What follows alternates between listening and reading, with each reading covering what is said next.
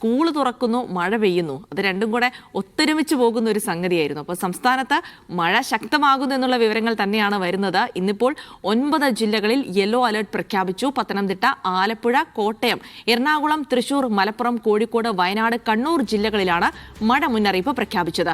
ശക്തമായ മഴയ്ക്കൊപ്പം കാറ്റിനും ഇടിമിന്നലിനും സാധ്യതയുള്ളതിനാൽ ജാഗ്രത പാലിക്കണമെന്ന് കാലാവസ്ഥാ വകുപ്പ് മുന്നറിയിപ്പ് നൽകി. ഇന്ന് കേരളം, ലക്ഷദ്വീപ് തീരങ്ങളിൽ മത്സ്യബന്ധനത്തിന് വിലക്കുണ്ട്. രജീഷ് നരിക്കുരി വിവരങ്ങൾ നൽകും.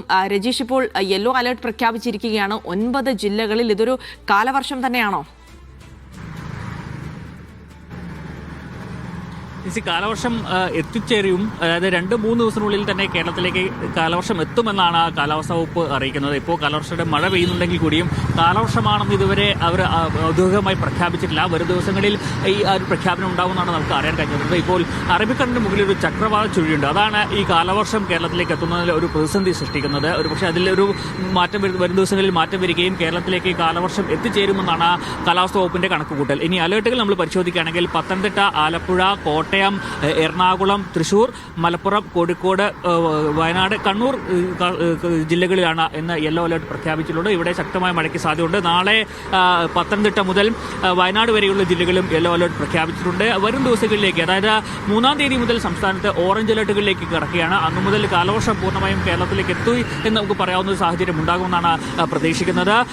അതിന്റെ ഭാഗമായി ആലപ്പുഴ, കോട്ടയം, എറണാകുളം, ഒപ്പം തന്നെ ഇടുക്കി, പാലക്കാട് ജില്ലകളിലൊക്കെ തന്നെ ഈ ശക്തമായ മഴയ്ക്ക് സാധ്യതയുള്ളതിനാൽ ഓറഞ്ച് അലർട്ട് പ്രഖ്യാപിച്ചിട്ടുണ്ട്. വരും ദിവസങ്ങളിലും ഈ ഓറഞ്ച് അലർട്ടുകൾ ഉണ്ടാകുമെന്നാണ് നമ്മൾ പ്രതീക്ഷിക്കുന്നത്. എന്തായാലും 3-ാം തീയതിക്ക് ശേഷം സംസ്ഥാനത്ത് കൂടുതൽ ശക്തമായ മഴയ്ക്കുള്ള സാധ്യതയാണ്. ഇടിമിന്നലോടുകൂടി മഴയ്ക്ക് സാധ്യതയുണ്ട്.